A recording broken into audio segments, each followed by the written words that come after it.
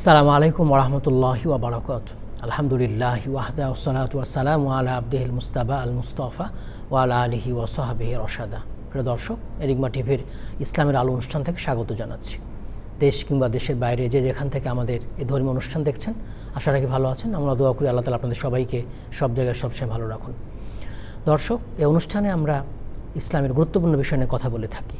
ইসলাম আমাদের জীবনের সব বিষয় নিয়ে কথা বলেছে, ছোট বড় সে ধরনের বিষয়ে কথা বলে থাকি। বিশেষ করে দৈনন্দিন জীবনে আমাদের ইসলাম মানতে গিয়ে যেসব মাসাইল দরকার সেগুলো আলোচনা করে থাকি। তেমন একটি বিষয় নিয়ে আজ কথা বলবো, কোরবানির ফজিলত এবং মাসাইল। কোরবানির ফজিলত এ সম্পর্কে একটি হাদিস রয়েছে জামিয়া তিরমিজির মধ্যে। হাদিসটি যদিও দঈফ, হাদিসটি বর্ণনা করেছেন আয়েশা রাদিয়াল্লাহু আনহা। তিনি বলছেন, রাসূলুল্লাহ সাল্লাল্লাহু আলাইহি ওয়াসাল্লাম বলেছেন, এই কোরবানির দিনগুলোতে আল্লাহ তাআলার কাছে সবচাইতে পছন্দনীয় আমল হচ্ছে ইহরাকুদ্দাম, কোরবানির রক্ত প্রবাহিত করা, পশু রক্ত প্রবাহিত করা, কোরবানি করা। কিয়ামতের দিন এই কোরবানির পশু তার শিং, খুর, পশম নিয়ে উপস্থিত হবে। কোরবানির পশুর রক্ত এই মাটিতে পড়ার আগেই আল্লাহর কাছে কবুল হয়ে যায়, গৃহীত হয়ে যায়। এরপরে রাসূলুল্লাহ সাল্লাল্লাহু আলাইহি ওয়াসাল্লাম বলছেন, ফাতিবু বিহা নাফসান, অতএব তোমরা আনন্দ চিত্তে কোরবানি করে থাকো। আরেকটা হাদিসে আসছে সুনান ইবনে মাজার মধ্যে, মান কানা লাহু সাআতান ওয়া লাম ইউদাইহি ফালা ইয়াকরাবান্না মুসাল্লানা।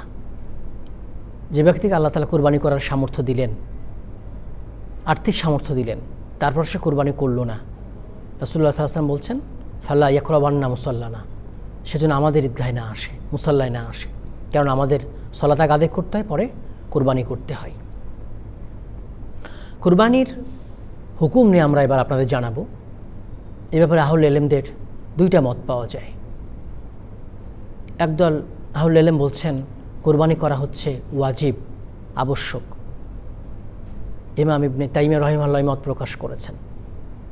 যেমন আল্লাহ তাআলা বলছেন, ফসল্লি লিরাব্বিকা ওয়ানহার, হে রাসূল আপনি আপনার রবের জন্য সালাত পড়ুন, কোরবানি করুন, দলিল দিচ্ছেন। আরেক দল আহলে ইলম বলছেন কোরবানি করা ওয়াজিব না, এটা সুন্নায়ে মুআক্কাদা। ওয়াজিব হলে সবাই আদায় করতে পারতো না, সবাইকে করাই লাগতো। যেহেতু আর্থিক ইবাদত, এটা বিত্তশালীরা দিবে, ধনীরা দিবে, গরিবরা তাদের জন্য বাধ্য নয়। ওয়াজিব হলে সবাইকে দেওয়া লাগতো, প্রত্যেকবারই দেওয়া লাগতো, কোরবানি করতেই হতো, এটা কঠিন হয়ে যেত। কোরবানির ব্যাপারে এই দুইটা মত আমরা জেনে থাকি। এবারে আমরা আপনাদের আরেকটি বিষয় জানাবো, সেটা হচ্ছে কোরবানির সময়কাল। কোরবানি কখন থেকে শুরু করতে হবে, কতদিন করতে পারবো, দিনে রাতে করতে পারবো কি না। কুরবানি আমাদের 10 জিলহজ, এটা সলাতের পরে, খুতবার পরে হবে। সলাত হবে, তারপর খুতবা হবে, তারপর কুরবানি করতে হবে। শুরু এটা 10 জিলহজ। সলাতের আগে কুরবানি করলে কুরবানি হবে না, এটা গোস্ত খাওয়া হবে। সলাতের পরে আমাদের কুরবানি করতে হবে, তাহলে কুরবানি হবে আমাদের। কেউ যদি আগে করে থাকে তাহলে তাকে পুনরায় কুরবানি করতে হবে। কুরবানি কতদিন করতে পারবো, এটা আহলে ইলমদের দুইটা মত পাওয়া যায়।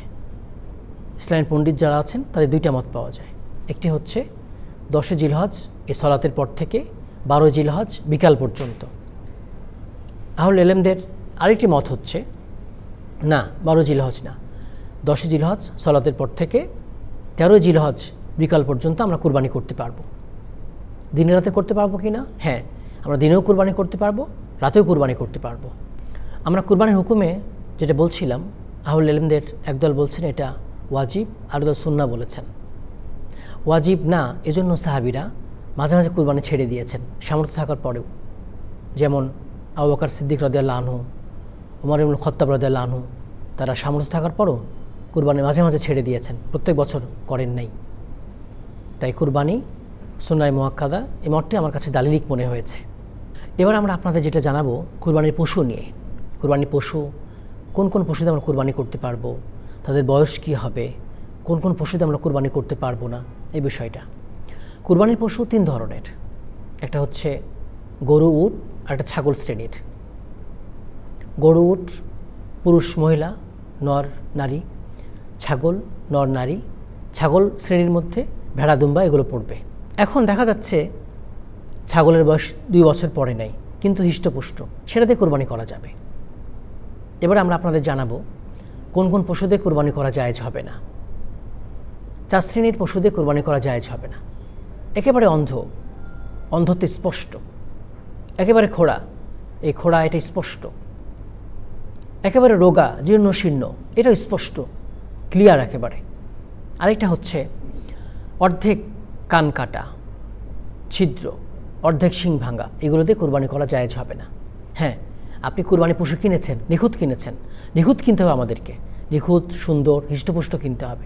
এটা আপনি কিনেছেন, কেনার পরে যদি খুদ যুক্ত হয়ে যায় তাহলে সে কোরবানি জায়েজ হয়ে যাবে, সে পশুদের কোরবানি জায়েজ হয়ে যাবে। অনেককে আমরা দেখি খাসি কোরবানি করেন, খাসিকে খুদ বলে থাকেন, আসলে খাসি খুদ না, খাসি এটা খুদ না। রাসূলুল্লাহ সাল্লাল্লাহু আলাইহি ওয়াসাল্লাম খাসিদের কোরবানি করেছেন।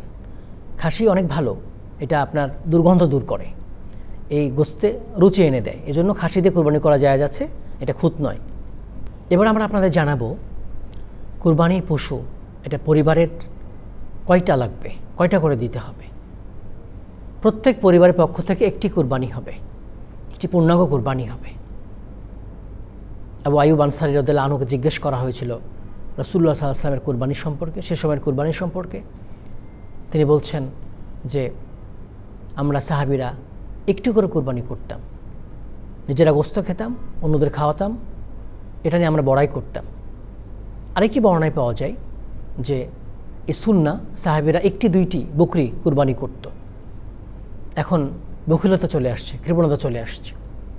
তাছাড়া বিদাহজের ভাষণে রাসূলুল্লাহ সাল্লাল্লাহু আলাইহি ওয়াসাল্লাম ক্লিয়ার করে দিয়েছেন, তোমাদের প্রত্যেক পরিবারের পক্ষ থেকে প্রত্যেক বছরে একটি কোরবানি হবে এবং একটি আতিরা রহিত হয়ে গেছে। রজবের যে আতিরা ছিল এটা রহিত হয়ে গেছে। তাহলে প্রত্যেক পরিবারের পক্ষ থেকে প্রত্যেক বছর একটি কোরবানি হবে, পূর্ণাঙ্গ কোরবানি হবে। এবারে আমরা আপনাদের জানাবো এই যে ভাগে কোরবানি দেওয়া যাবে কিনা, ভাগা যেটা 7 ভাগ 10 ভাগ বা জোর বেজোর এগুলো কোরবানি করা যাবে কিনা এটা নিয়ে জানাবো। এটা 2 শ্রেণীর পশু রয়েছে, ছোটোগুলো ভাগা হবে না, যেমন ছাগল, ভেড়া, দুম্বা এগুলোতে ভাগ নেই, বড়গুলোতে ভাগ রয়েছে, গরু, মহিষ, উট এগুলোর ব্যাপারে। তো এটা নিয়েও মতভেদ রয়েছে আলেমদের মধ্যে, কারণ হাদিসগুলো পাওয়া যায় সফরের ক্ষেত্রে। রাসূলুল্লাহ সাল্লাল্লাহু আলাইহি ওয়াসাল্লাম সাহাবীরা সফরে এই ভাগে কুরবানি করেছেন, শরিকানাই কুরবানি করেছেন, মুশারাকা যেটা বলা হয়, বাসায় থাকা অবস্থায় নয়। যেমন একটি হাদিসের মধ্যে আসছে, জাবের রাদিয়াল্লাহু আনহু তিনি বলছেন যে আমরা হুদায়বিয়ার সফরে 6ষ্ঠ হিজরিতে 7 ভাগে উটে গরুতে কুরবানি করেছি।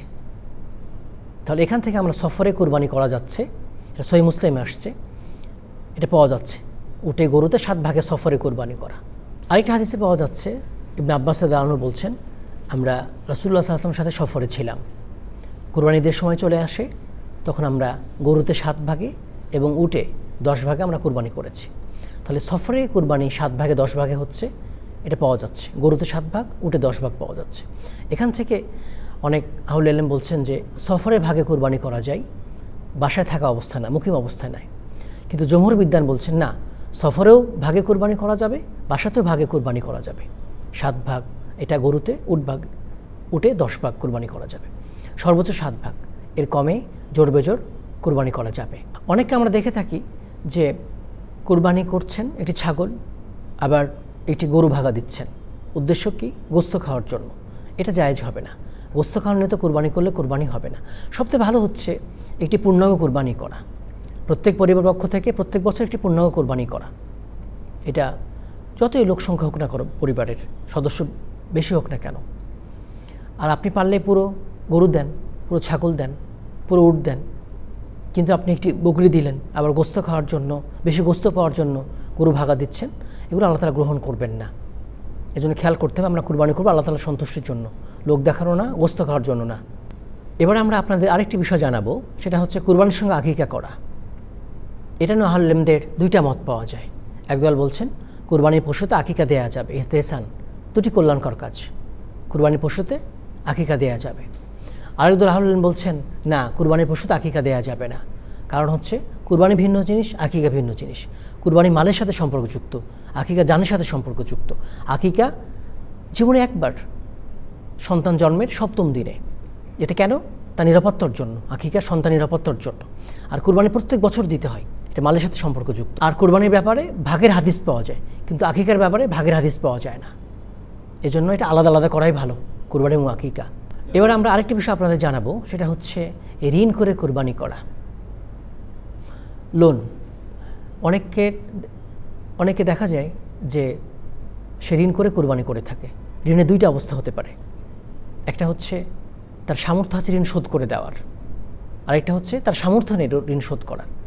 যার সামর্থ্য আছে এই মুহূর্তে টাকা নেই, সে ঋণ করে কোরবানি করলে কোরবানি হয়ে যাবে, কিন্তু যার একেবারে সামর্থ্য নেই তাকে ইসলাম চাপিয়ে দেয় না, সে ঋণ করে কোরবানি করবে না।